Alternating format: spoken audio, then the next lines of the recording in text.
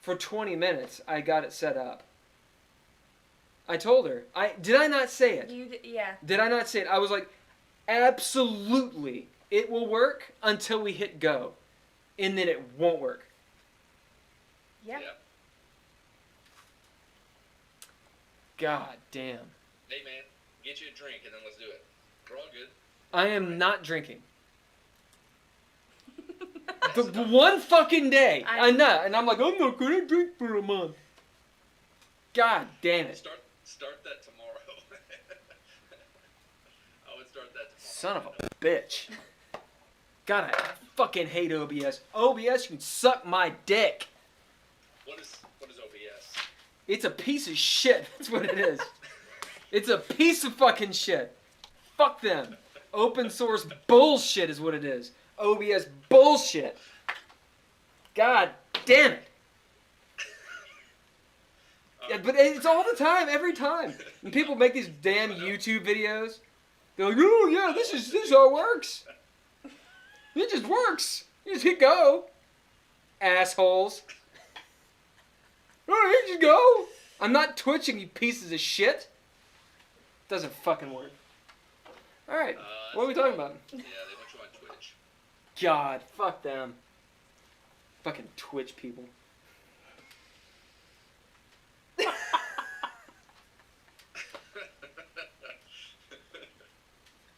I need to be shut up, I swear. I can't help myself. I can't help myself.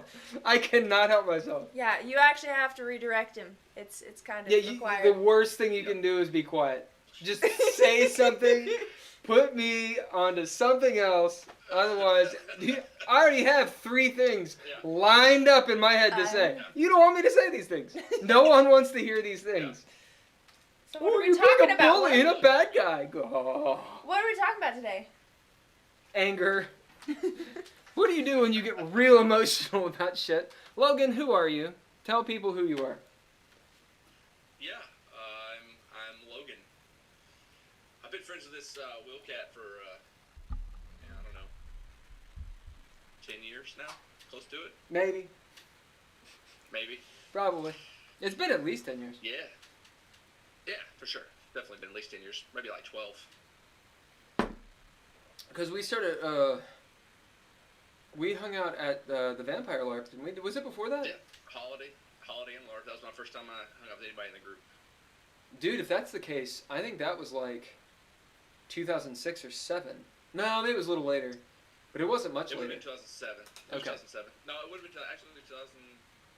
Yeah, maybe early 2007, late 2006. Yeah. When I started hanging out with everybody. So that was 15 years ago. Oh my god. Jeez, man. You're old. Well, I am old. We're all old. What happened? I'm not old. Yeah, it's true. You're the one member of the group that just doesn't age. I mean, I age. You look the same. No, I don't. No, you look the exact.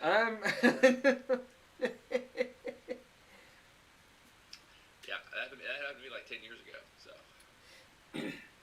So. What are you gonna do? Yeah. Talk a little bit about your gaming experience. Yeah, I started gaming in 2000 and I guess 2004. No, probably about 2003. I was 16. Anyway, I was 16, and I started a job, and at the job, people were like introduced me to. They invited me to come game with them, and they were playing Second Ed D&D. So that was the game I cut my teeth on as a half elf. Nice. And which I played me. Yeah. I like to roll dice. But it was a really cool group, man, and I think that it's crazy. I look back at that moment, like getting that D&D game changed like my entire life because it got me into gaming, and like now the majority of my friends have come from game groups, that I've been part of. So it's just kind of crazy to think about how like one decision to go play a role-playing game, tabletop role-playing game can like change your life. Oh yeah. But I got into that D&D, yeah. And then after that, I got into Masquerade, and never still going back. Nice. I love you, Thora. Thank you. Chat stuff. Yeah. Yeah. So you know Casey? You don't know Casey. You don't know Casey at all. Emyris. I don't know. I only heard about Casey yesterday. Talk. Yeah. So if you've watched the live stream previous to this, my gaming experience is heavily in the video game world. Probably for about 1,000 years. Yeah, 1,000 years. I started with D&D Online, and then went to World of Warcraft, dabbled in some League of Legends and Albion and all that good stuff, and was just never able to make it into the tabletop world. I just couldn't find somebody to teach me. I couldn't find a group willing to, let me in, if you will. So I just stayed around the fringes, peeking in for years until I met this guy. Well, started hanging out with this guy, and finally found a group that was willing to bring me up in the gaming, the tabletop world, and I have not looked back. It's been awesome. What? Nothing. That's like I was talking to my wife about this the other day. It's like crazy to think about, like, it was like 06, 07 when I joined the Holiday Inn LARP, and like I found that LARP by like Googling at the time, like LARP selection. I found like some Yahoo group that they had started, whatever. Oh yeah. You think about, like, now, like, the idea of going to like a group that already exists and joining is like nerve-wracking just thinking about doing that. Yeah. So it can be really difficult to like get into a game somewhere if you don't have a group. Yeah, especially if you don't know how it works yet. I feel like they're a lot less likely to be willing to take you in. Yeah. Yeah. Yeah. So when you were doing MMOs and stuff, did you ever play Tor, the Old Republic? No, but I have a few friends that have been really trying to get me down that rabbit hole. It might be time. That was a lot of fun. It's on Steam, I think. Is it? Steam's having a sale right now too. I don't know anything about any of this. Yeah. Yeah. I mean, I've heard of KOTOR. I never got it. I played. I didn't play KOTOR. This is like the MMO. I never played it. Yeah, I never. Yeah. You guys play WoW? I don't play WoW. Thoreau's talking about WoW. Mm-hmm. Oh, of course you played WoW. That's why I love you so much. PS4. Okay. So you're a gamer too. Welcome to the gaming chat. I didn't actually know that you played WoW. I don't know anything about video games. My last console, that's right, console was a Super Nintendo. It's been a while. Yeah, hey, you know what? That's probably one of the best. I was in a discussion the other day with somebody over like what the best systems are. Super Nintendo's definitely up there. Yeah, supposedly they actually still have their value. Like, you can actually buy a Super Nintendo for, I want to say, like $80, $100 or something. Yeah, and it's back. Crazy old. That and like old school, like actual arcade games. I never got into. I mean, a couple of my buddies and I played Halo, and I played a few of those, but I just don't know. I did play some computer stuff. I played StarCraft, a bunch of the RTSs. I did. Oh, dude, I totally forgot about StarCraft until you just said that. Boom. Wow. Command and Conquer. What? Wow. Yeah, I did those things. But when it comes to like League and all that bullshit, I didn't do that. Yeah, I didn't really get into League all that well. I'm really a fan of games that have some decent lore. That's why World of Warcraft has kept me around for so long, because it's just so complex and the storylines can be just so amazing.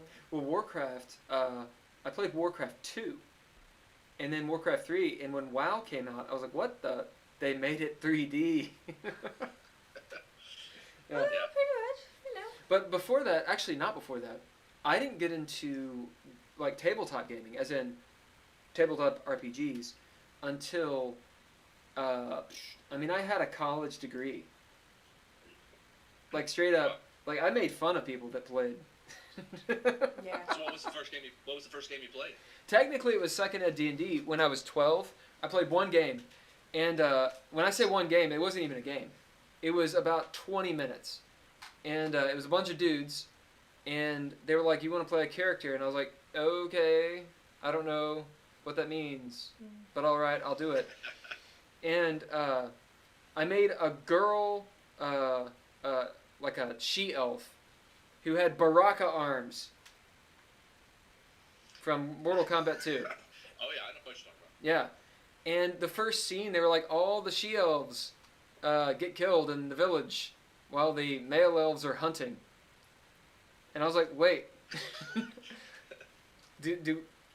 I'm gender bending. Apparently, I didn't even know that was a term. Yeah. I was like, at 12. You were non-binary before it was cool. Right, in the 90s. And, yeah, they were like, oh, yeah, you're dead. I was like, actually, they said, well, you're raped and dead. And I was like, you know what?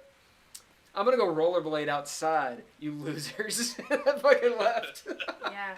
And I didn't play again until I was probably 24 or 5 before I played again. Wow. Yeah. That's man, it's crazy. I think about Second Ed's I think an awesome intro game, and I like that. I guess it's because of Stranger Things. I don't know, but so many people getting into D&D again nowadays. Cool. Critical Role, Stranger Things, man. D&D's blowing up in a good way, you know. Yeah. I think the YouTube channels that kind of like have the satirical spoofs of D&D are really helping too. But it's funny because you can't really get that humor unless you play the games, right? Or maybe you can. Maybe I think you can because so many other games riff off of D&D. Right. Like I got a lot of D&D references just because I played WoW and just because I read the Dritz books. Yeah, Dritz. Yeah. Oh, yeah. Forgotten Realms and stuff. Yeah. Well, that was one of the things we were talking about, I think, last time is Emyris was talking about how she knew all about Dritz and what drow were and all these things. And I was like, well, dude, you know all about Dungeons and Dragons. And she was like, what? And I was like, yeah. Yeah. So there's a lot of stuff out there that kind of lends to the game, whether or not you're aware of it. Absolutely. Also, Thora, Lord of the Rings games are awesome. I mean, What'd you say? The Neverwinter Nights. That was a great PC game. Based on that was set essentially in D&D. So, what was I gonna say? So that's how we all got our start. I think the next game I played was probably 3.5, Dungeons and Dragons 3.5, and that's where I would have cut my teeth. And then I got into Vampire Requiem, not Masquerade.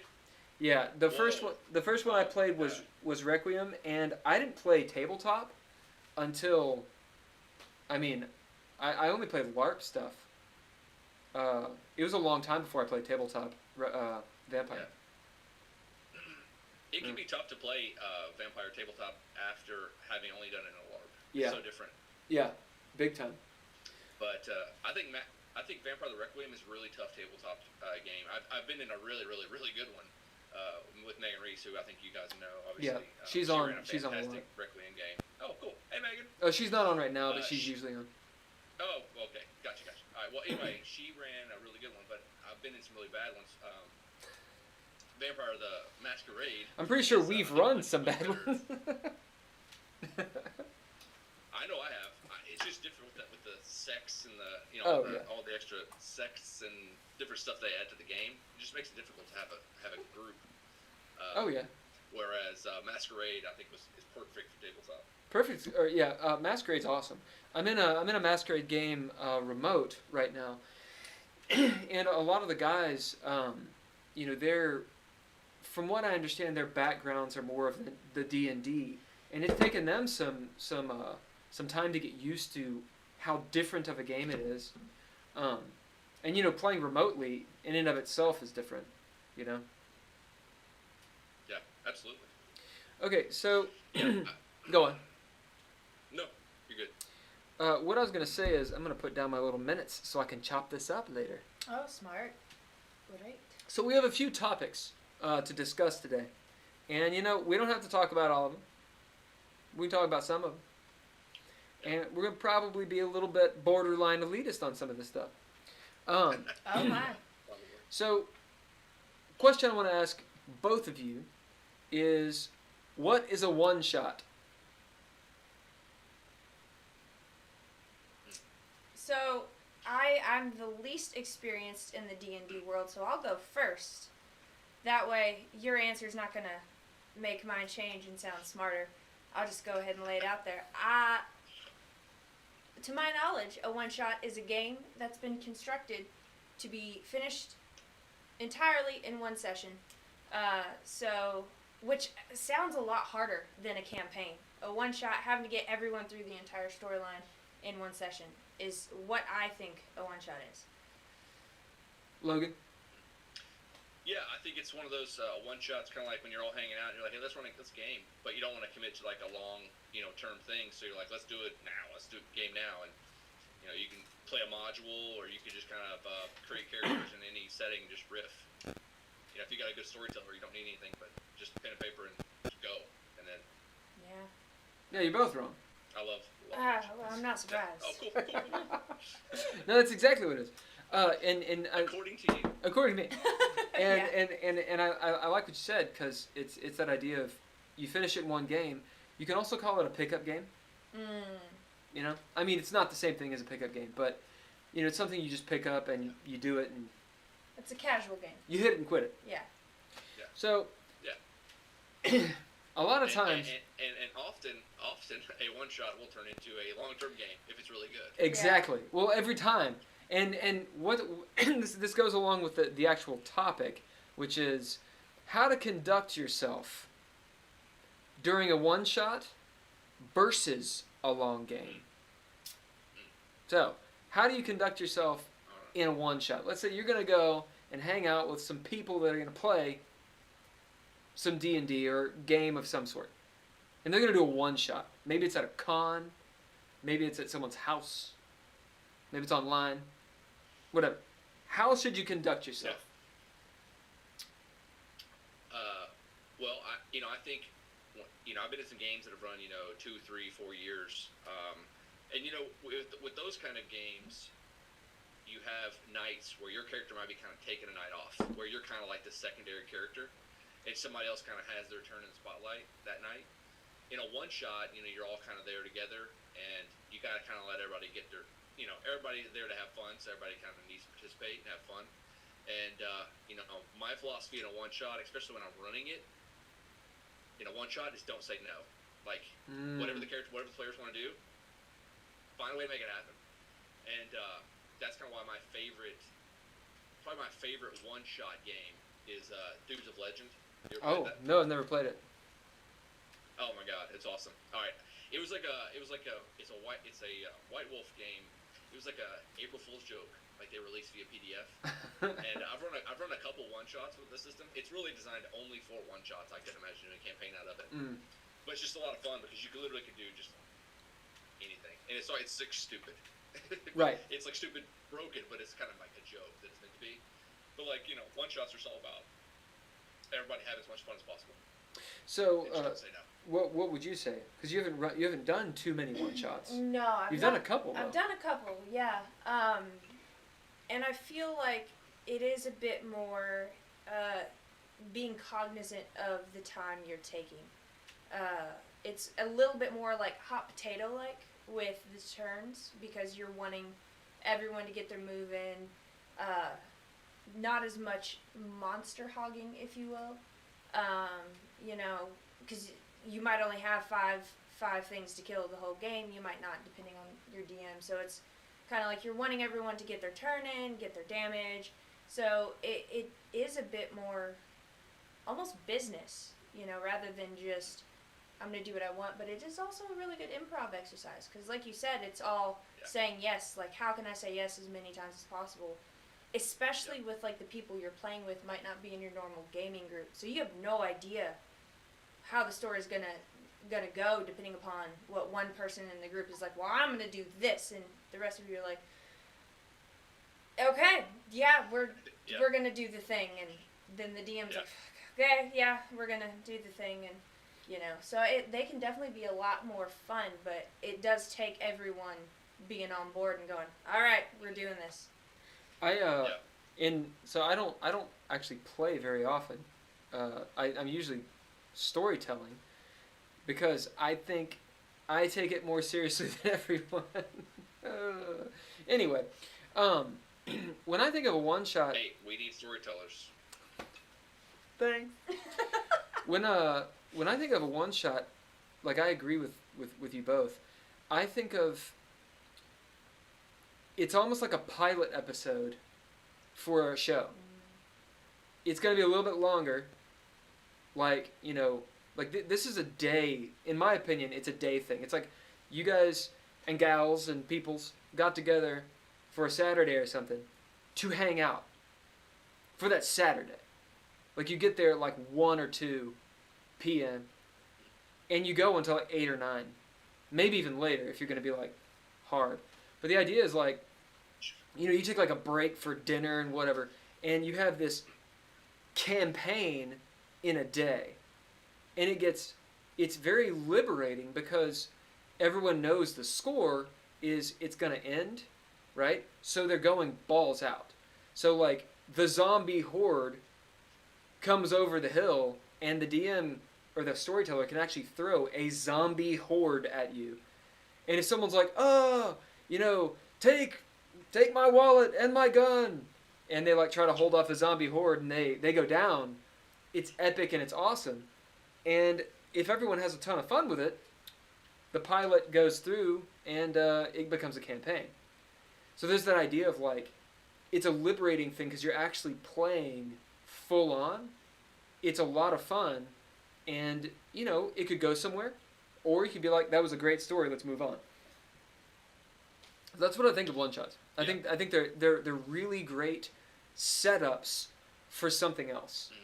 The times that I think one shots are not are like a con where the whole time I'm like, so we're gonna play this once, and that means that nothing matters.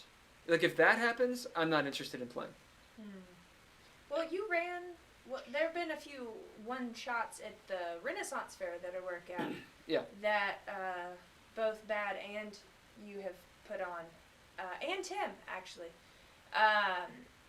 and they were pretty quick spoofs of honestly nothing really matters, but we all want to hang out, we want to be gaming, and we want to get a little taste of like D&D, Dreadlore, kind of role playing but sitting down because that's what we've done all day anyway. It's little mini arcs. Yeah. So the time that Logan, you've played Dreadlore at least once. Have you played it twice? I think I've played twice. Yeah. Yeah. So the time that he played in version 1.5 is what it was, and he's got a lot of stuff going on. So he rolled in and was like, "Yeah, I want to throw down a character." In the middle of this massive campaign that ended up lasting about 2 years. And his character, to this day, the people in the game remember his character. And he played twice. The character was badass. The character was awesome. All right. It was awesome. The character was really awesome. And it's not like he came in and stole the show. He rolled in, essentially did the equivalent of a one-person one-shot in a campaign, but didn't throw the campaign to hell. And that's really why the question that I'm talking about is, how do you conduct yourself during a one-shot? Maybe it's not just the game is one. Maybe you're only going to be there once. Yeah, Gotcha. that's a good point.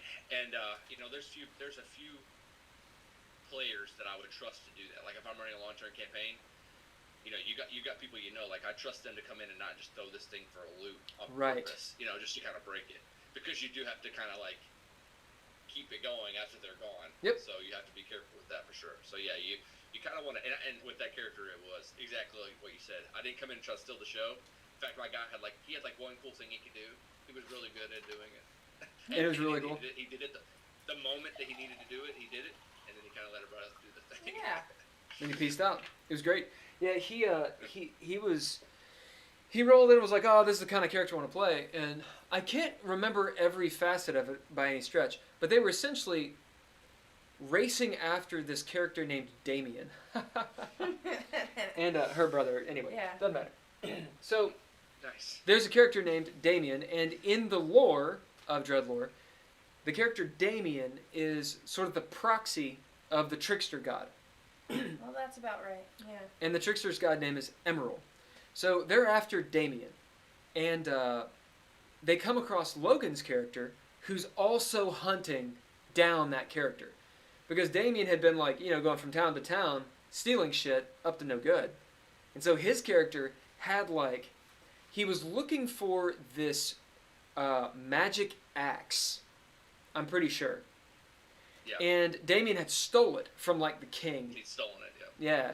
And so Logan was like, "Oh, I want to play kind of a magic character, but like, what kind of magic do you have in Dreadlore?" And I was like, "Well, it works very, very different than D&D." He's like, "Okay." He's looking through it. He's like, "What about words of power?"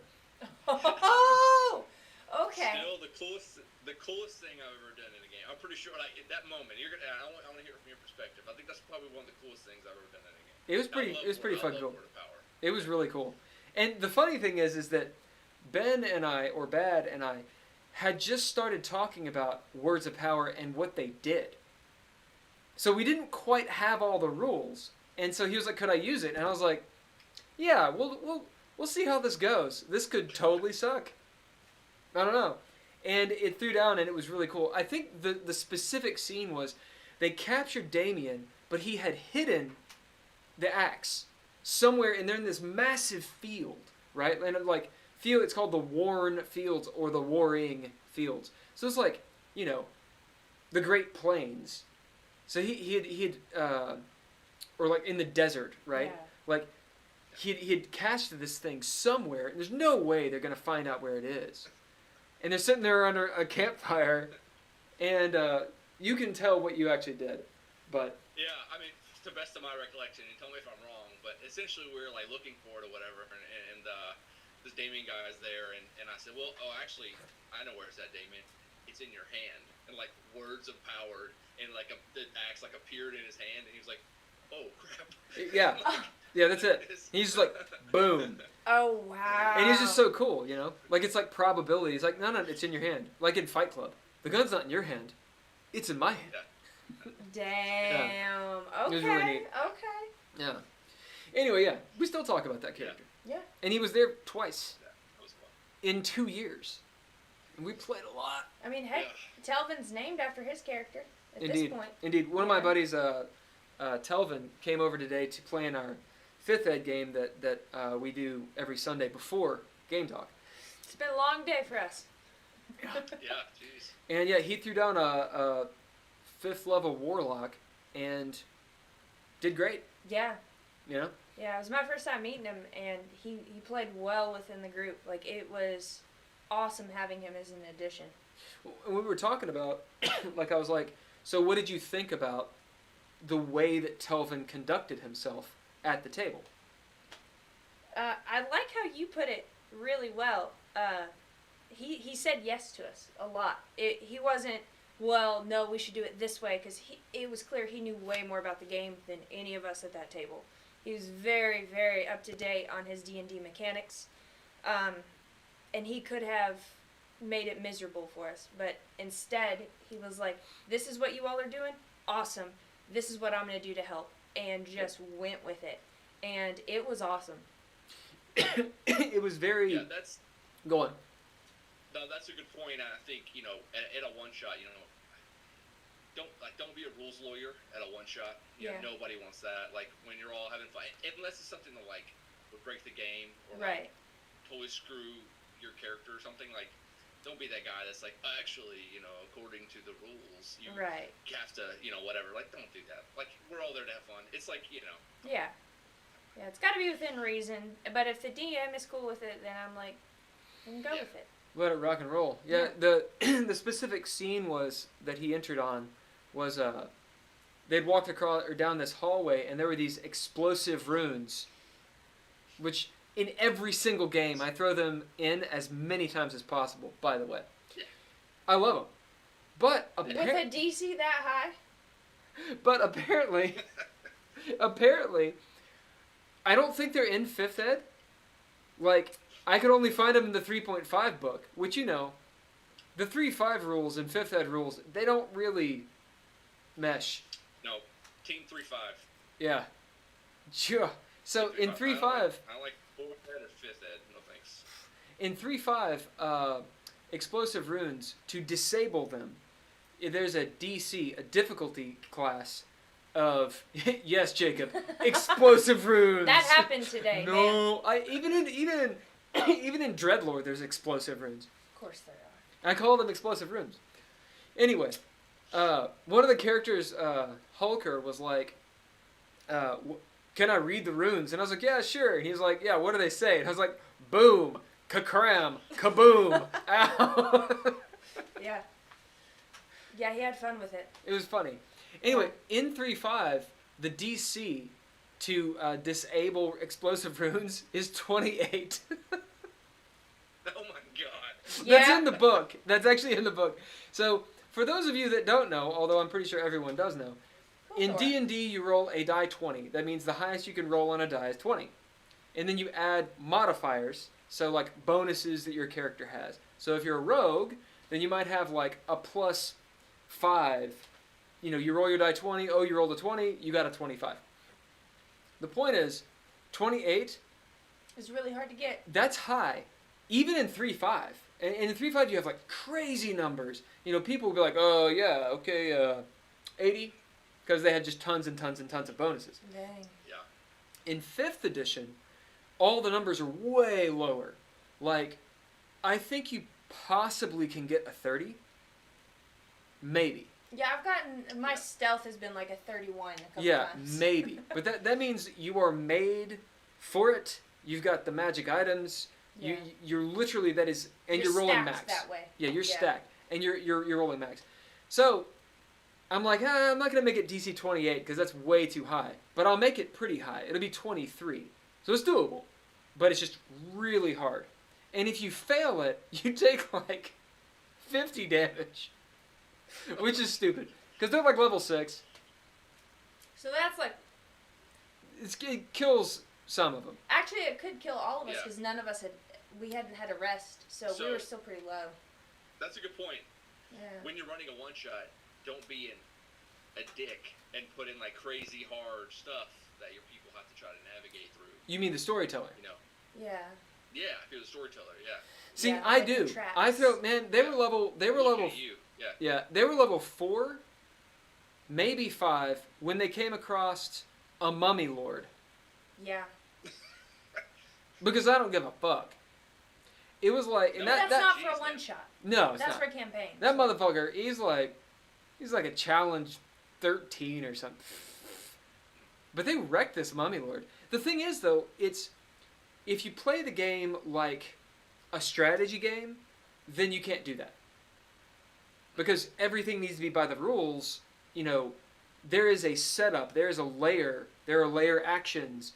These are the things, like, I think if somebody wants to know how 5th Ed should technically be played, they should probably watch Critical Role. Because they actually, from what I understand, follow the rules pretty to a T. Yeah. But I'm all about the narrative. I don't give up. You know, I want them to use their characters in cool ways, and if it makes sense, it makes sense. Yeah, and the mechanics are the outline. Right.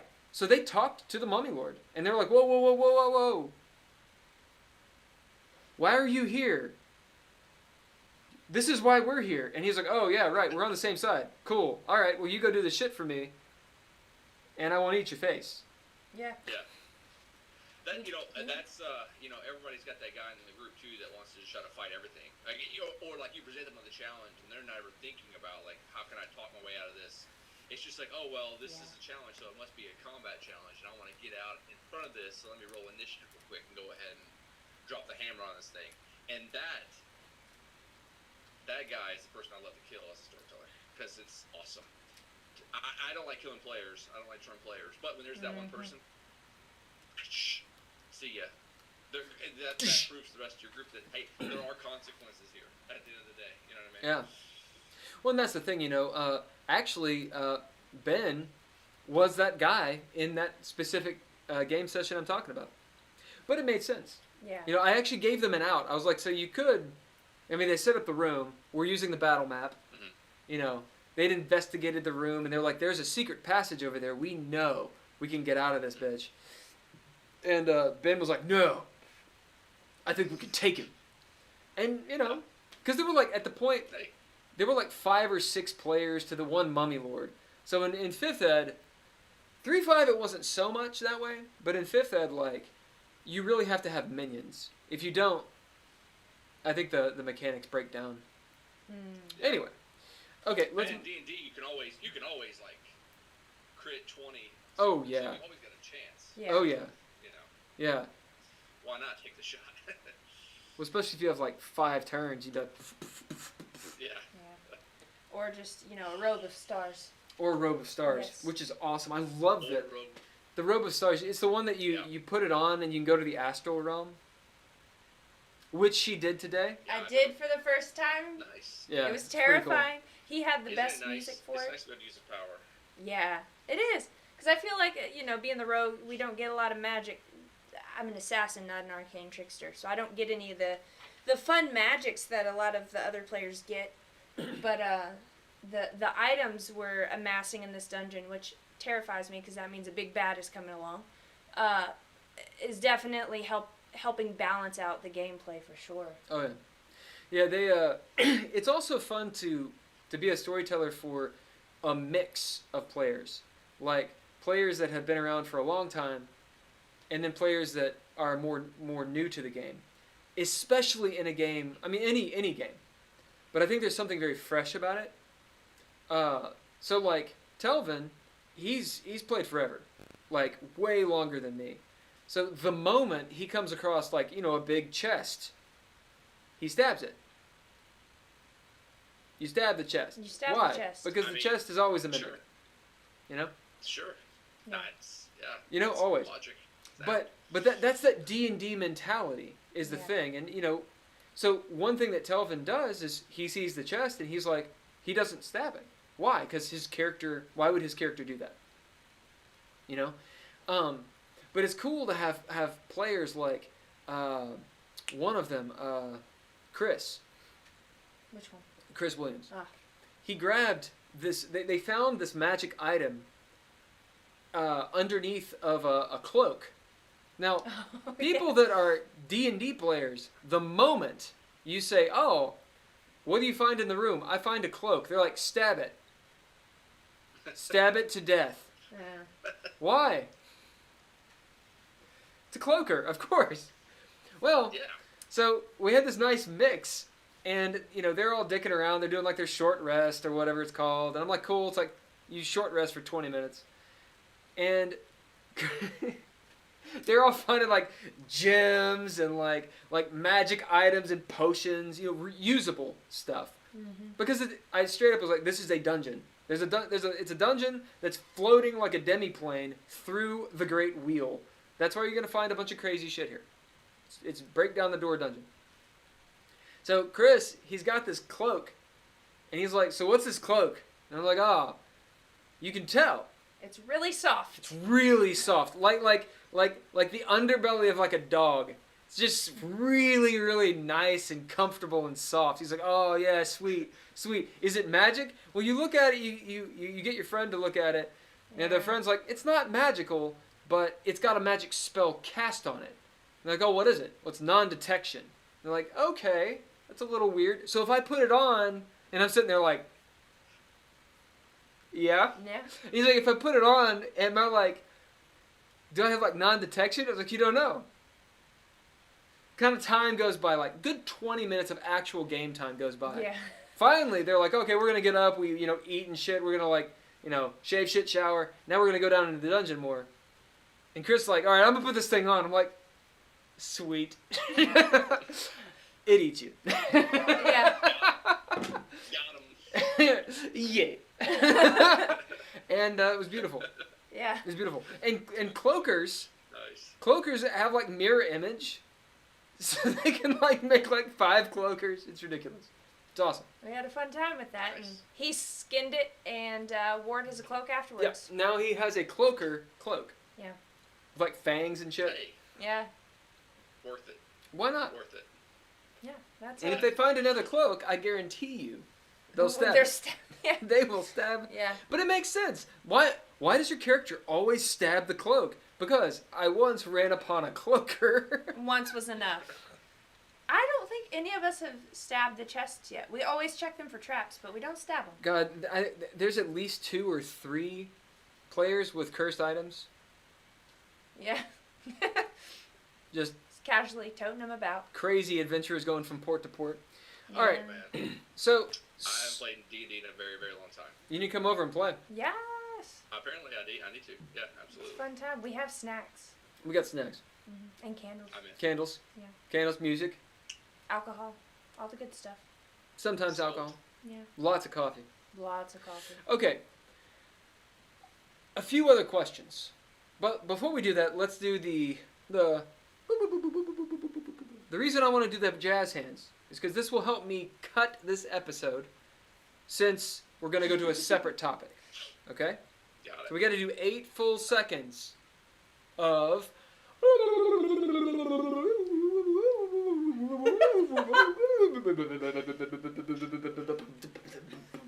okay. That was great. So, That was good. That was good. Feel better. I've got a few questions. You all tell me which ones you want. And if someone in the chat thinks one of these questions is awesome, say so. And if you have a different question you want us to talk about, We'll talk let us know. about it. Yeah. Here's a couple that I have written down.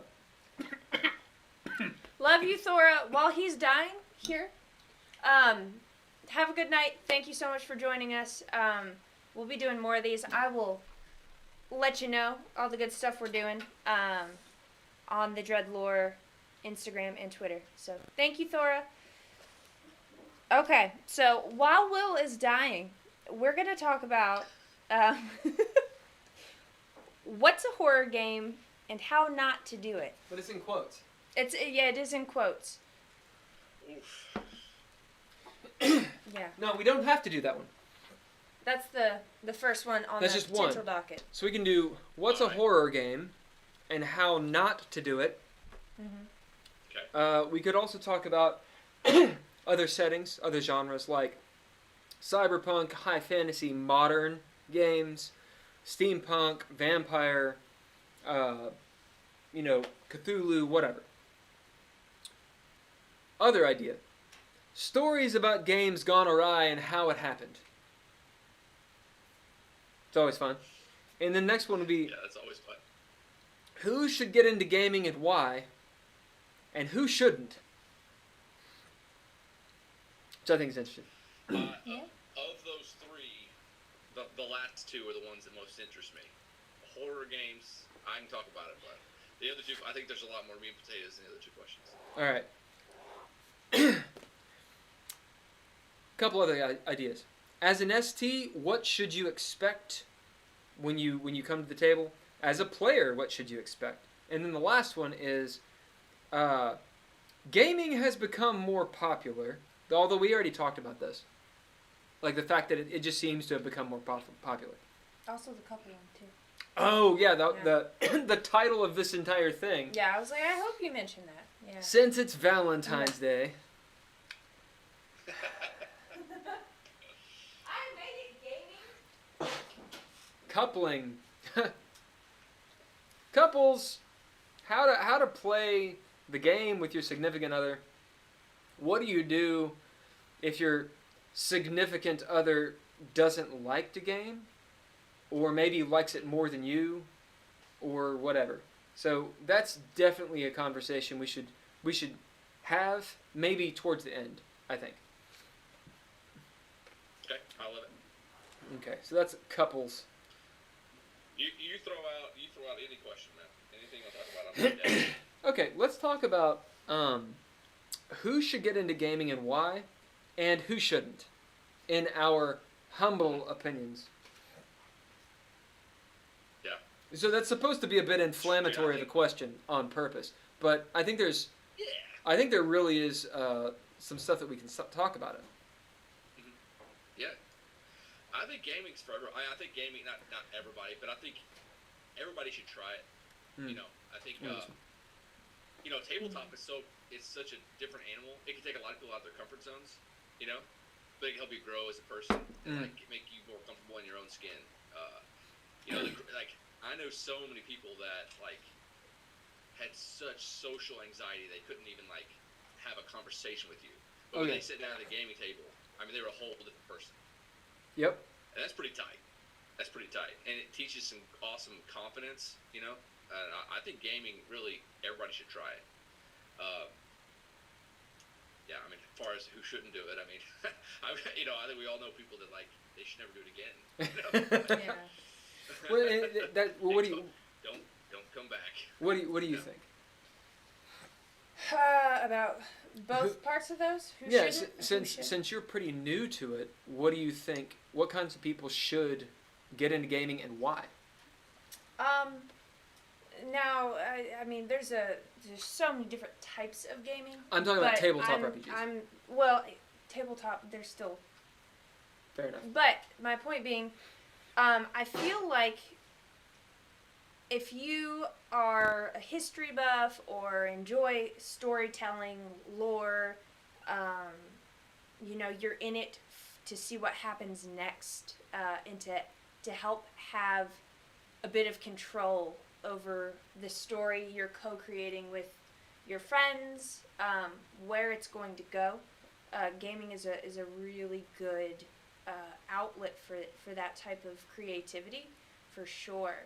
And also, as I caught the tail end of it, but I totally agree with you, people who are wanting to better learn or understand group dynamics and are willing to stay open-minded, I think it's a really great place to learn how to act in a group and how to get over some of those more basic anxieties.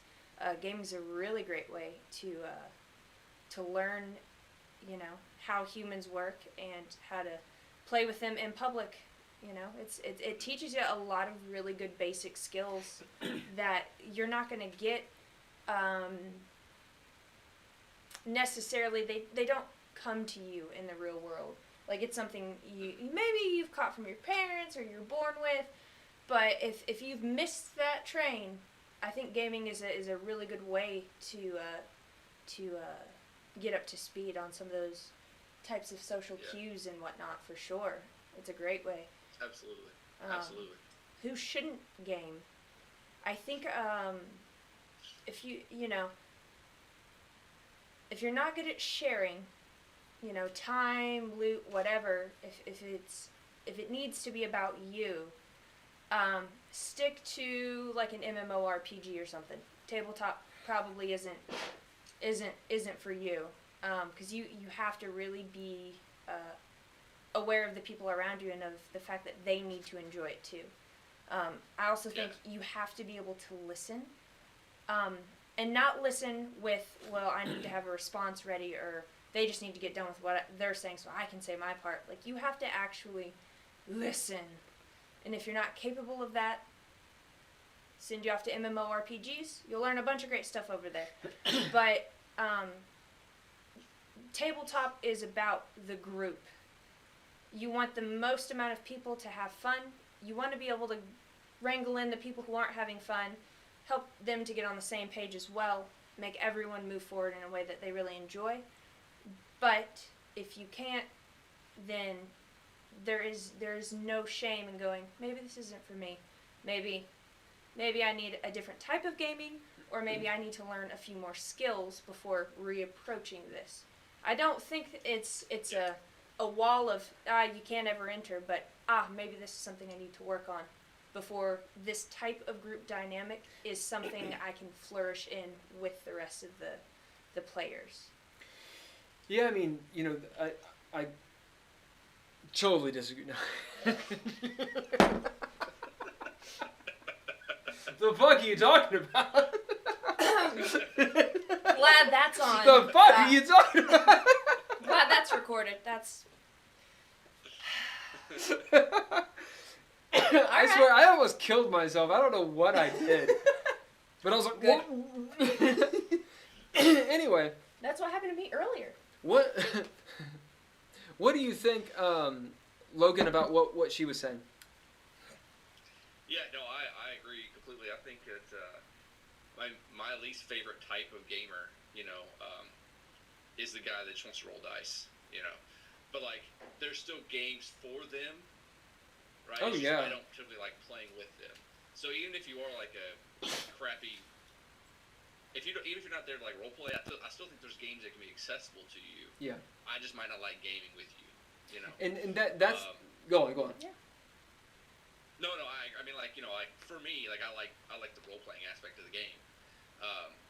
The best games are the ones where I don't have to ever roll a piece of dice. I don't ever have to roll a dice, But I see that, but I think games like D&D, which can be more dice-driven or whatever, can be accessible for people that might not like White Wolf, or they might not like, one of those other systems.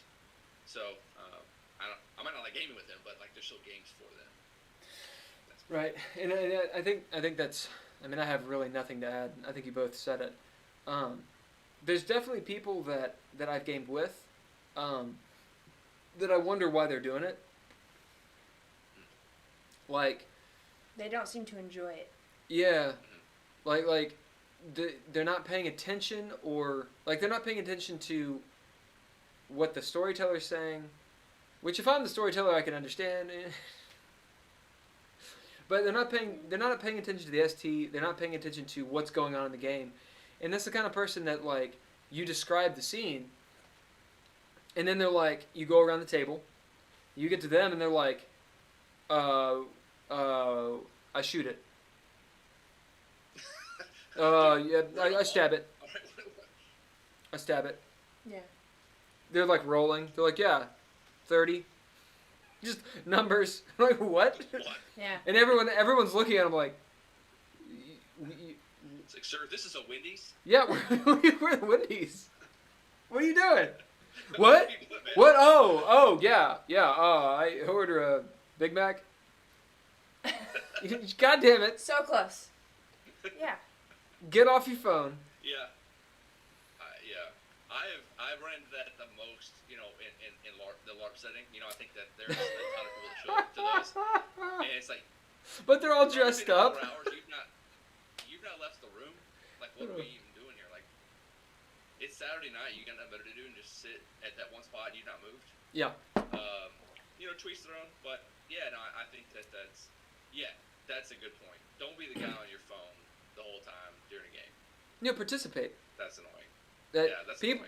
People who should not be at tabletop RPGs, people that really want to be on their phone the whole time. Now, there are games, I'm sure, that require someone to be on their phone. I'm sure. But like, if you, I always go to like sports, which is hilarious because I'm terrible at sports. But like, I just imagine like a basketball player being like, hold up, check out this meme. Yeah. It's like, asshole. Yeah. Get off your phone. So if you got to be on your phone because there's some reason, just don't be at the table. Or how about get up and go elsewhere? Or multitask very well. Multitask real well. Yeah. Do that too. You got some options. Something you said earlier too that resonated with me is like, if you're a selfish person, like if you don't like to like give to other people's experiences, then some gaming is not for you. I mean, because a lot of tabletop is all about like helping somebody else have like a good time. Yeah, you have a party for a reason. You don't have a good time.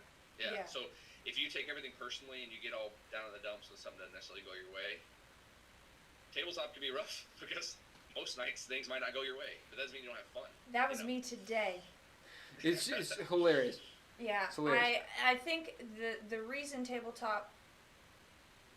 why I like it so much, and differently from the MMORPGs and all the good stuff in the video game realm, is that if you're having a bad night, if the dice hate you for some reason, you've got an entire party there who can help you. If one, you've helped them in the past, and two, they're also good teammates who want to help move the storyline further, and you failing does not serve anybody. So, even if it's a really sucky night for you, you don't have to take it out on other people, and you can actually use the party to help kind of mitigate that potential damage you could be doing to both yourself and the party. So, that is the benefit. What did you do to piss off your dice? I don't know, but I tried to win them back. I did the whole you rub them on the boob thing, that trick. That didn't work, so I just stuck them down in there for a little bit to see if that helped. Didn't work. She smudged them? I smudged the hell out of them. And after that, it worked really well for Hulker, the other person using my dice. They worked wonders for him. You let Hulker use your dice? Yeah. He was okay with it. Yeah, it was actually the dice set that hates me more, I gave to him, and they worked perfectly for him. He was throwing 20s, the whole thing. Yeah, and nice. by the end of the night, I had gotten a few higher rolls, but, I mean, it was rough. It was real rough on my end for sure, but, again, You know, Hulker was helping me. Poe was helping me. The whole party was there to kind of just help me not blow everybody up, which was. It was awesome. It was really appreciated because you're gonna have those nights. That's just part of it. No doubt about it. And my very first night gaming was I was doing that second at D&D, and I was there with a group of people that have been gaming for a long time. And somebody like rolled their dice and it like landed at my foot. So I like reached down to pick it up and handed it to him. Oh no! He lost his mind. Oh no! Yeah, Bad is like that. Bad will not let you touch his dice. I hate that. I hate that. You buy those assholes a stick of sage and say, "Shut up." Yeah. That's what you do. I think it's a thing. There's a superstition about it. It really is. It is an absolute thing. I hate it. It's my least favorite thing happens in gamers. Don't use my dice. Hey man, I need another D10. Can I borrow your D10? No. You get it. That's why I like being. You know you got those at the store. You went to Rusty Scabbard and bought those. Somebody else touched those before you got them. Yeah. I hate to break that to you. You know they're plastic. Right, and if you're a true hippie of like don't get your energy on my stuff, then you know there's stuff for that. We keep sage in the kitchen because. This is a good one. Oh, hello! Thank you. Oh my goodness. Hello. Hi. We're talking about couples in D&D. Yeah, she's like, I'm gone. She's like, booze. Yeah, that's a she thing. humors me and lets me game. But... Well, and you know we can segue on into our next topic, which does have to do with couples and gaming. So it's Valentine's Day. You have an interesting perspective because your special lady friend does not game. Yeah. How does that play out? Because I take it that you're a bit of a geek, Logan. A bit of a geek. I've actually not gamed in like over a year. It's kind of weird. It's the longest I've gone in a long time without gaming. But I've been biding my time. I've got her into like cooperative board games now. So we do a lot of like Marvel Legendary and stuff like that. So I'm slowly working my way into getting her to play. I think I've got it down. She's got brothers and sisters living in the area too. I think my goal is within the next couple of years to run a Star Wars Saga game. I think I can get them on board with that. Yeah. Nice. Yeah. Saga's good because and that would be my intro. Anything Star Wars is going to work because people like Star Wars. Absolutely. You know? It's so good. Yeah. I think it's a really accessible game for people that don't necessarily like the game. Well, there's so many archetypes. That's my long-term goal. Yeah. Yeah.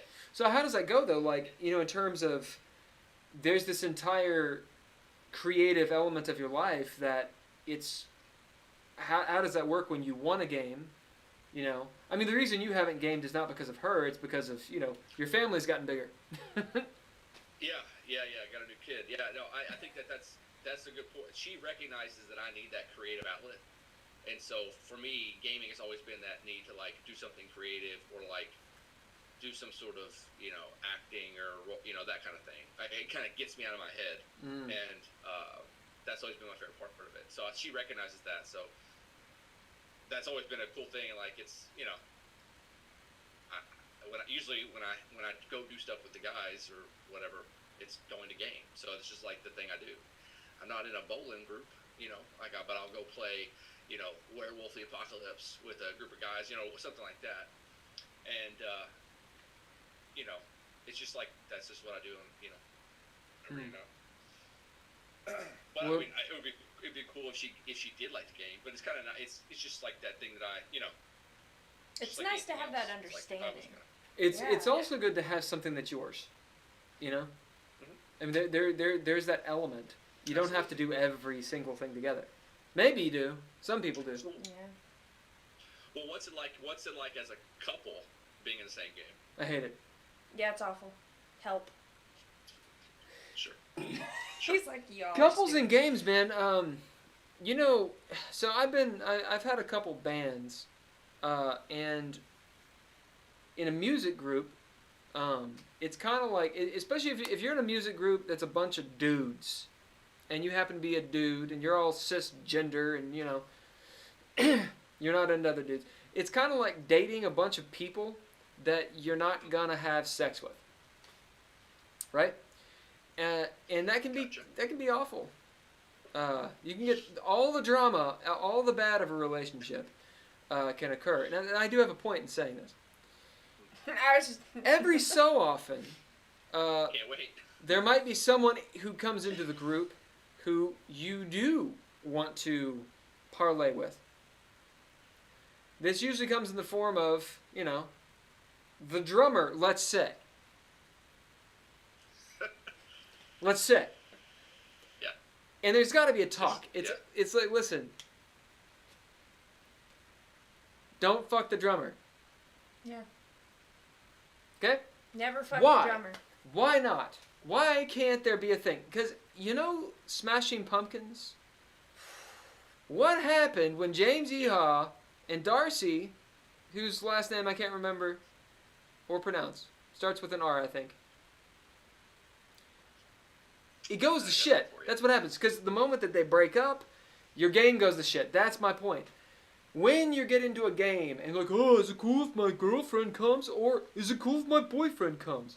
Or whatever. Doesn't matter. Talk must be had. The moment that they break up or they have a fight, suddenly the, paladin of lawful good, whatever, really won't help the fighter, who happens to be also lawful good, and they wear the same costumes. They all wear black at the same...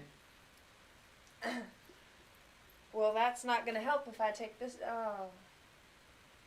Yeah. My point is... It's adorable. You gotta keep it copacetic, okay? You can be having a bitch fest, but you're at the fucking game table, motherfucker. Yeah. Keep your shit Yeah. under lock. People are like, oh, real life got in the way. Real life, are you not breathing? Is your heart not pumping real life has no blood? place at a tabletop Yeah, game. it's kind of all about escapism. So use it. Absolutely. Use it. No, I've been in groups where the dynamic was ruined by sexual tension or Yes. previous old relationships. Yes. And Ooh. it sucks. Yeah? Yeah, no, I don't know if I can say Well, I mean, that. like, It WoW, seemed like for you had instance, a you're sitting there and, like, I can't believe you played WoW with a so-and-so. Oh, yeah, I got in trouble for that. Or, Not through him. or My friend got I in can't trouble. believe you, I don't know, people that are dumb and play Magic together. I can't believe you shuffled decks with so-and-so. Yeah. Yeah, it's a whole thing. It can go sideways real quick. Which, speaking of that, the first game you threw me in, all of those rules were broken. What rules? What game was I in? The Were you in? Nice. the very first game you invited me to. Did I? You were like, oh. Oh! So you know. Oh, and also, this other person, yeah, have fun. Game. Your first game. Okay. So I was like, I don't know what to say on here.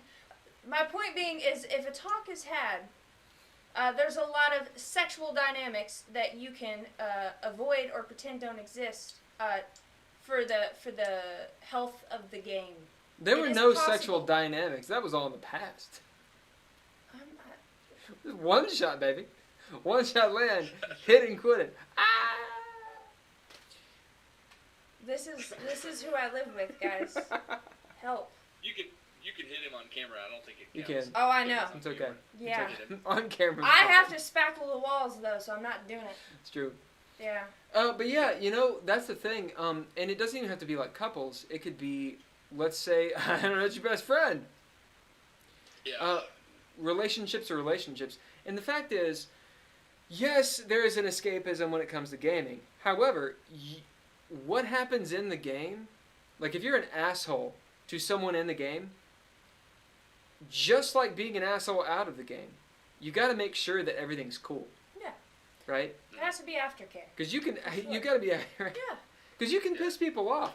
Oh yeah. If you yeah. game with someone like in a game group that runs for 2 years plus, I mean, you're gonna get pissed off at somebody in the group. Oh, It's yeah. gonna happen a lot. Oh, it yeah. just is. Yeah. And that's real you life. eventually get over it. Yeah. That's the thing. You Yeah. treat it with respect is what I'm saying. So with couples in a game, couples out of the game. It's just like anything you do, you have to approach it with respect. Because you can fuck up that Tuesday night game you've been playing for a year. And you just think, oh, I need a break. And take a break. But still give it the respect, that it's due. Yeah. Honestly, I think it's best to pretend that you're not dating for the duration of the game. Like, just treat them like a person. Not Favoritism. Well, I rolled this, and you're dating me, so shouldn't you help me out? Like, that's stupid. Never do that. Yeah. You're dumb. If you do that, you shouldn't be playing this type of game. Yeah, you can go to hell. You can play another game, but just pretend as if In you hell. are. Yeah. Oh, it's warm there. Go I to hell. recommend. It's lovely this time of year. That's right. It's awful outside. That's what you did. Yeah. It's gone now. But I'm Right. sure it was a great point, and that's, yeah. You're talking about people that expect favoritism. Potentially. Yeah, that can be one of the pitfalls of couples in a gaming group. It's not one I've come across, but it's a really easy one to imagine happening. Man. Yeah. Either the up the butt dynamic is one I can easily see happening where the Did you explain the up the butt? Yeah, we sure can. So the That up. needs a little context. Yeah, I'm okay with that. I'm here for the hooks, people. I'm here for the hooks. So the up the butt dynamic is when one character cannot do anything without the other character. Because they're dating in real life, they must be dating in the game. Right.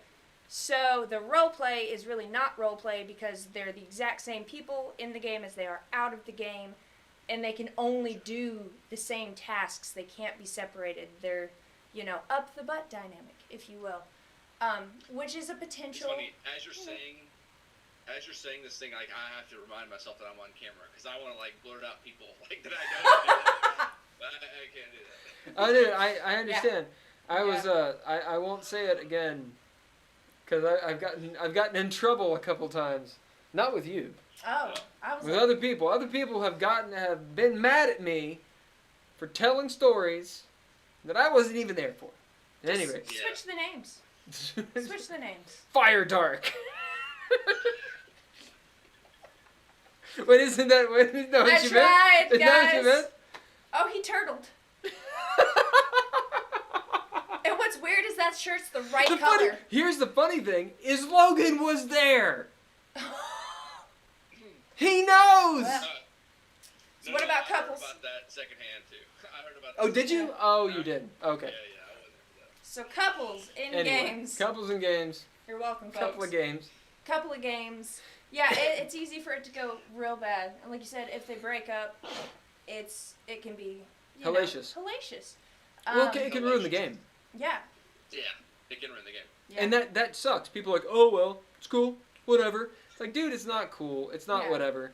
Because getting a bunch of people, getting 2, 3, 4, 5 of your friends, of people that you enjoy being around, who, especially if you're in your 20s, 30s, 40s, getting them to actually have a free night on the regular.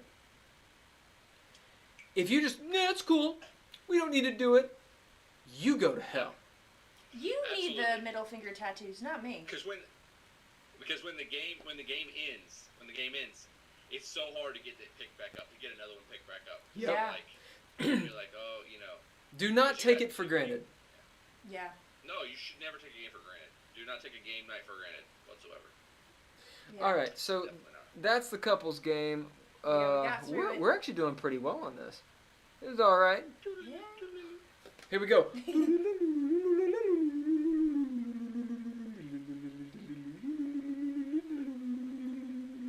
Oh, We're not worthy. oh, not worthy. See, he gets it. He does. He gets it. He gets it. Yeah. Okay, so we've done Got it. who should get into gaming and why, and who shouldn't. We've done how to conduct yourself in the one-shot and long game. We've done the couples games for Valentine's Day. We've got stories about games gone awry and how it happened. And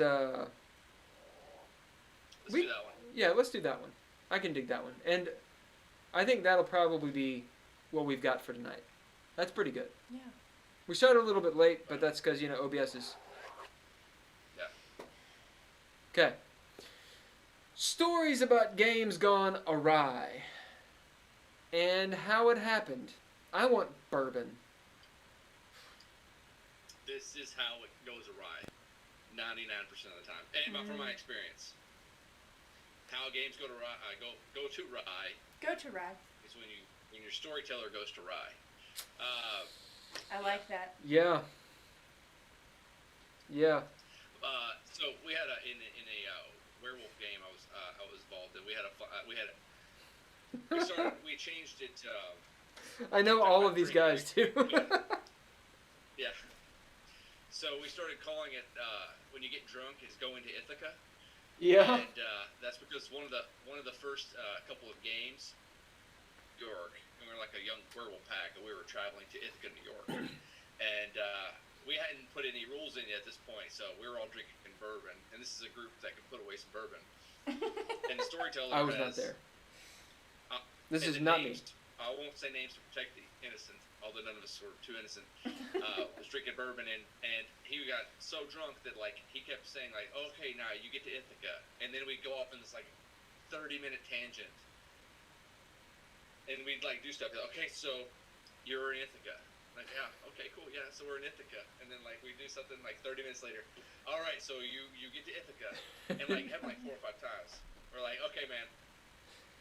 Maybe Can't we do should. bourbon anymore on game nights. We're switching to beer. Oh no. Yeah. It They was can an go to hell. Ithaca loop. I was playing in a 3-5 game, Curse of Strahd. It was actually just Ravenloft at the time, and again, we will not mention names, but the DM. So I get there late because that's how I roll. And the DM had drank quite a bit and had potentially smoked some of the reefer. And, whoo, doggy. Yeah. Wow. So we're sitting there. It's me, a couple guys, and then the DM, and he's explaining, from the module, he explains the same paragraph for about 2.5 hours. It was pronounced. So we get up the stairs at this massive staircase, right? And it's got tons of staircases that keeps on going up and up and up. Okay, what do?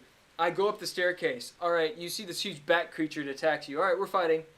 What are the rest of you doing? All right, I run past the bat creature. Cool. Okay, you guys, what are you doing? We're fighting the bat creature. Oh. Okay, well, you see a stairway. And he reads it. And we're like, all right. He's like, okay, what do? Well, I go in the throne room because I'm up the stairs, right? Oh, yeah. You see the throne, he reads it. Okay, you guys, you get to a stairway. And he reads it. And we're like, dude, what about the bat? He's like, what? Did you read the module? No. We're in rounds, dude. What do you mean? He's like, oh yeah, the bat's there. I thought you killed it. No. Yeah, we did. Yeah, we did. Okay. You see a stair, and for real, reads it. And finally, I was like, all right, man, I'm pretty sure we're good. He's like, oh yeah, this is a good session. I'm like, no. No.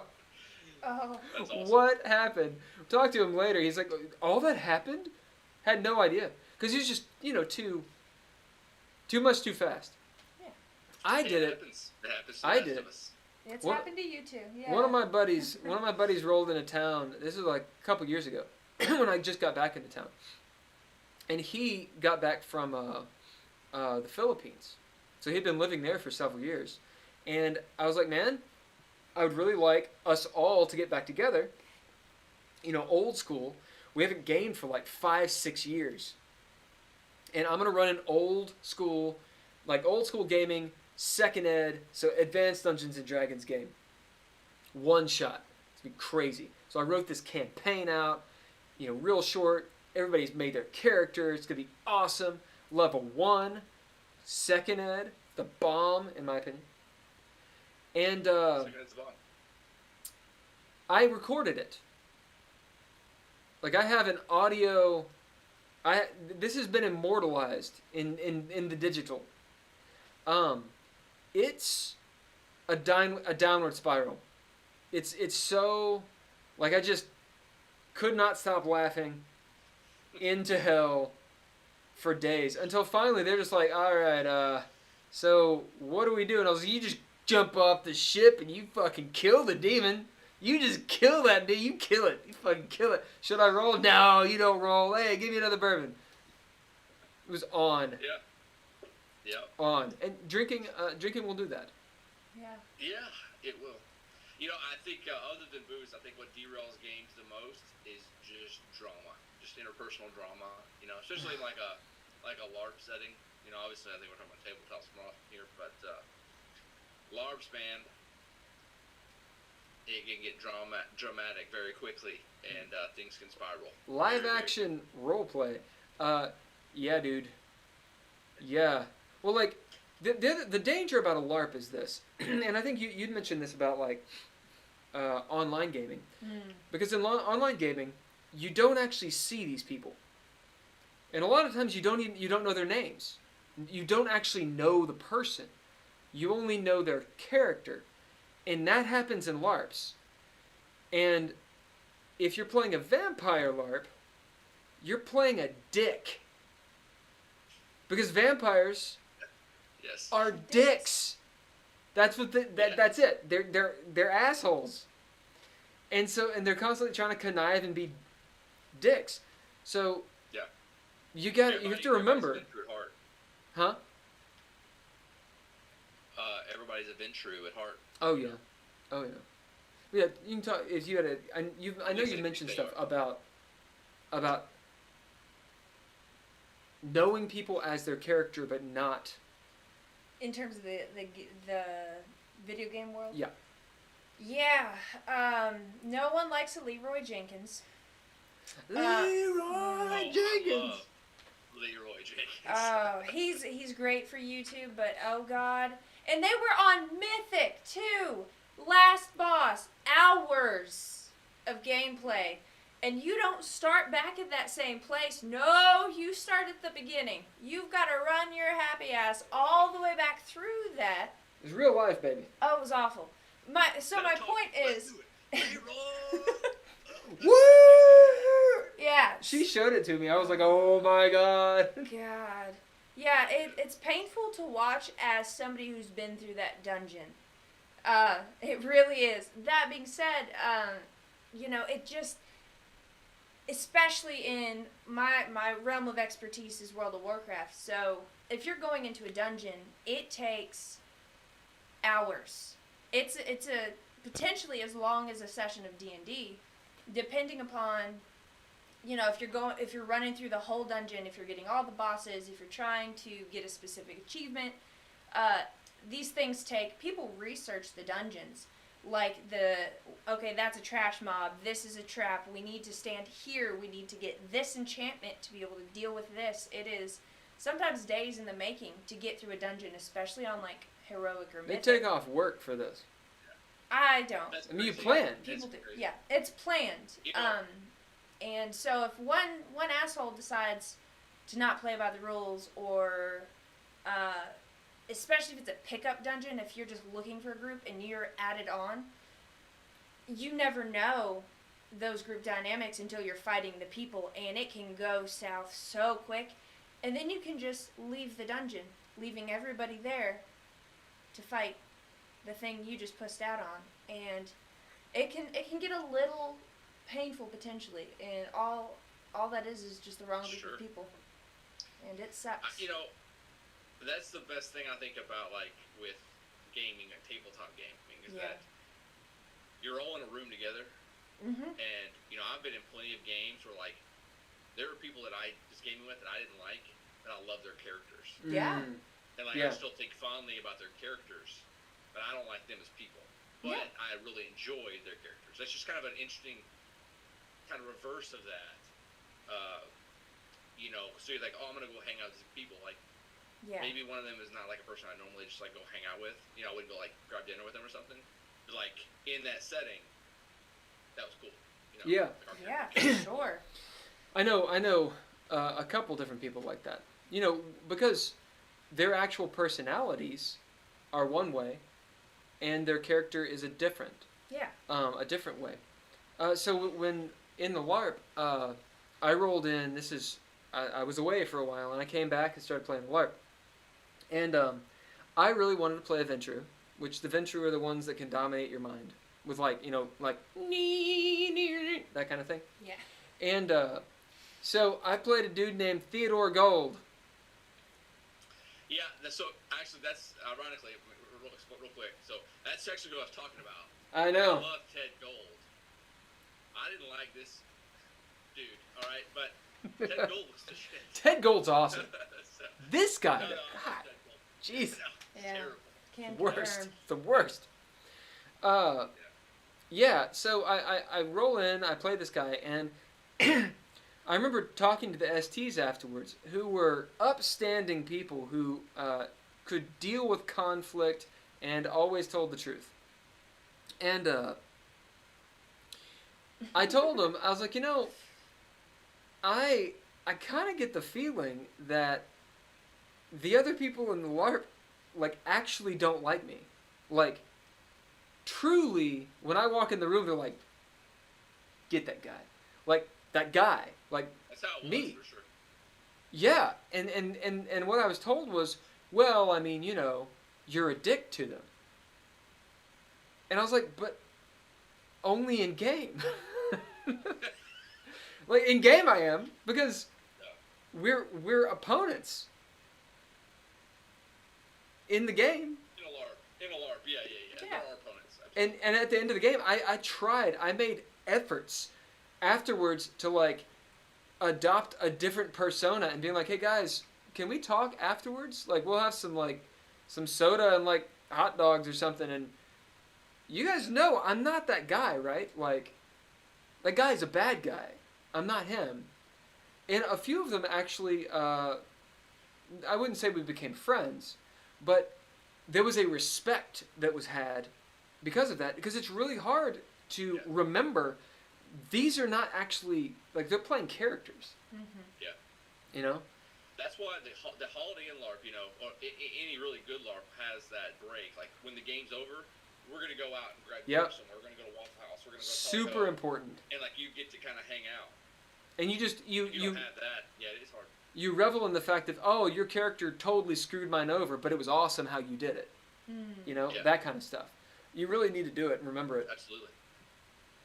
No, there was the first LARP I was in at the Holiday Inn LARP, and again, I know we're talking about LARPs a lot, but I got totally screwed, but like in a good way. Like the players like were super smart about the way they totally just got me to just totally like screw myself essentially. Yeah. And, like with their connivingness, right? And it wasn't like I wasn't mad about it. I was impressed, and it was like really cool. And I was, and so like going forward, I was like, okay, these guys are playing on a whole different level than I'm playing on. It's Right. like to up my game. Not they're a dick, but like they're really good. Like that's how good I want to be. And It's a mature player thought, though.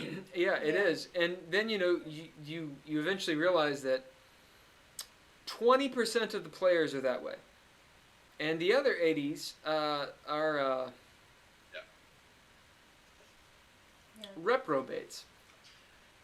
It also, like, if you make revenge characters, you suck. Like, Yeah, don't dude. play games. Come on. God, as an ST, I will punish. I allow revenge characters. I allow it. Just because they go down so badly. Like, I'm one-shotted. There's this one guy. So, there's a bunch of new people. I was not STing this.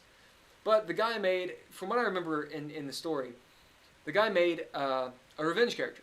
It's the party in a big dungeon crawl, whatever, and they're going from one part of the dungeon outside over like this field to the next part of the dungeon. And it's a whole mass of people, like 10, 11 players in this game. Oh, wow. So they're all coming up and they're all, like super D&D badasses, and the one dude is a revenge character. They get up to the crest of the hill, and the DM, which was, anyway, I won't say names. This is an infamous thing, but it's awesome, and I give it the thumbs up. The DM says, okay, guys, roll listen, because this is back in 3.5, so you had a listen skill. Roll listen. So 5th would be perception. So it's like, clack, everybody rolls, everyone's rolling, 11 people rolling dice. I got a 13, I got a 20, whatever. He says, okay.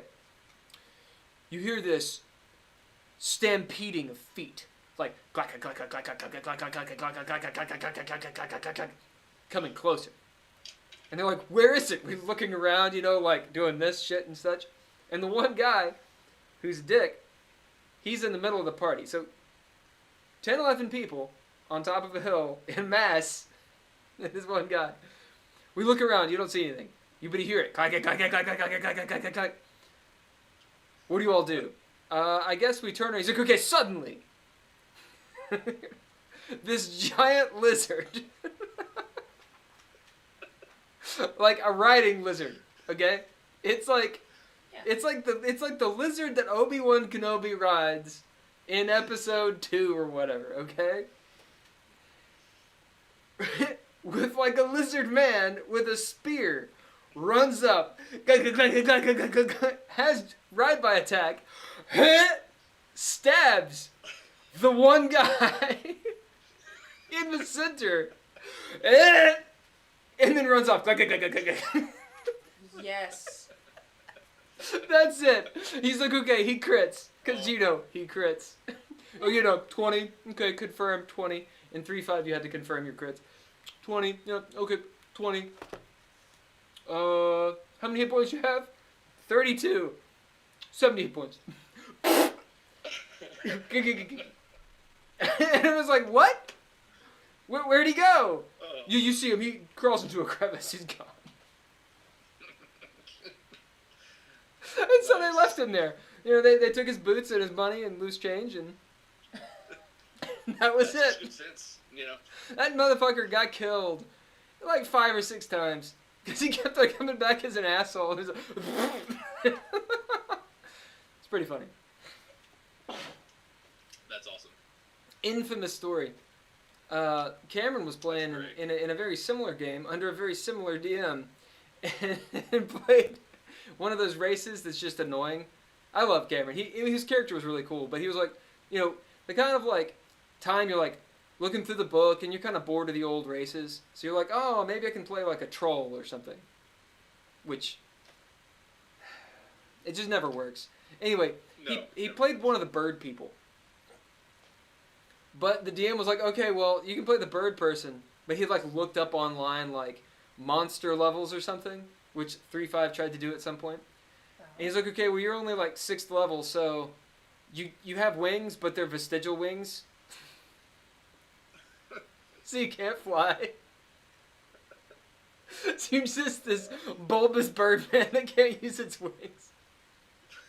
Bulbous Birdman. Yeah. That's a.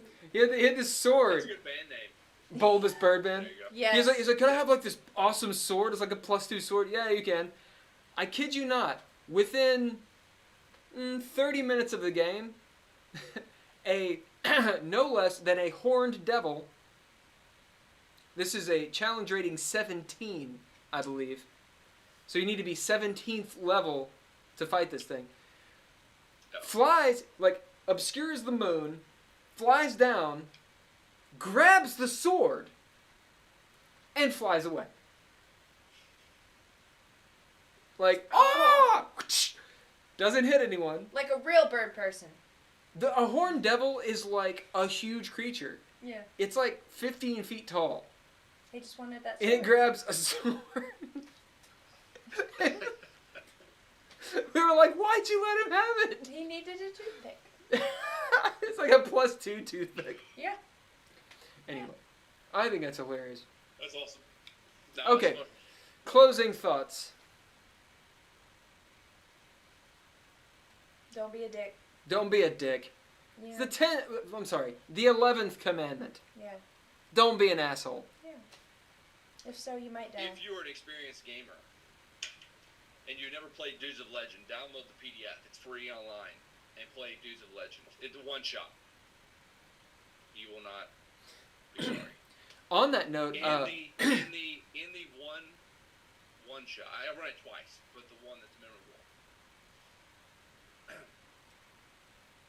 Charlton Heston used a Desert Eagle that fired an actual American eagle that killed Mega Hitler.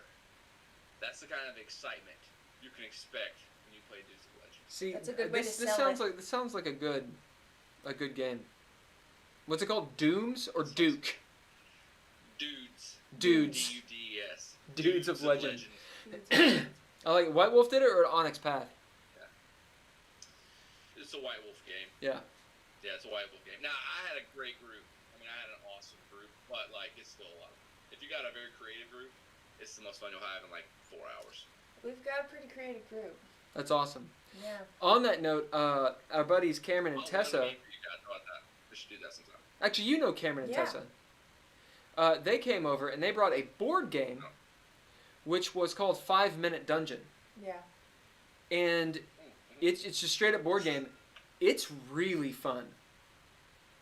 So if you don't want to get like all into the RP aspect, it's like if you ever played Speed, like that old card game that like girls are amazing at. Speed. I've never played it. It's like Speed, but like cooperative. It's really cool. And it's to get through a dungeon as quickly as possible. Yeah. Like it's real fun. It's really neat. Yeah. And if you've ever heard, if you want to take your gaming to the next level, if you've ever heard of this game called Dread Lore, You know, I've heard of that before. have you? Yeah, Heard it. I have. There's that one. Have. That one's good. Yeah. That's a good one. Get Legendary. the words of power. Yeah, words of power. Words of Use the power. words of power. Yeah. Yeah. Yeah, It'll set you straight. Yeah. Okay. that was awesome. I think the next time we do one of these, we should literally talk about some of those sessions, Let's do it. like the most epic games, and like what were the plot lines, and what can you actually Yep. remember about the epic game. That'd be really I think cool. that's awesome. I love talking about like old games I was in. I've been in some really good ones, and I know you guys have too. Love the rehash. I'm getting the stories. I'm in the process of collecting them. All right, Logan, thank you for joining, man. Oh yeah. Thanks for having me, man. This is fun. Oh, what were you saying? I didn't want to cut you off. No, I was gonna say that I'll run that Dude's Legend for you, and then you'll have Yeah. actually play with a really good SD. Roll in here. It'd be about time. Be about time. You see what you. Anyway, thank you for coming, awesome. Logan, and thank you, Emyris, for being here. Thank you for everyone who showed up, and we will be back. Jacob, Thora, you're awesome. We'll be back next Sunday at 8:30. That is the plan. Check out the Instagram, which Emyris is running. Dreadlore System. It's on Instagram. If there's going to be any changes, but it should be 8:30. I know the following week, on the 28th, we will take a break. Yeah. But the 21st, we should still be here on the, at 8:30 Eastern Standard. Oh, is that a Masquerade? It's my VTR. Yeah, it's a Masquerade book, man. Oh yeah, I had it beside me because I had to reference it. dude. If you got time, I'll run a Masquerade game. Dude, I would love to play Masquerade game. You All gonna run it? Yeah. You gonna run it? Oh yeah. I've been planning a Masquerade game for about 12 I'm in. years. 100%. Actually, that's I'm in, totally I'll find true. time. Yeah. It'd be I'll awesome. find time. All right. Let's do it. Kapla. Peace. Later, man. Uh, See you guys.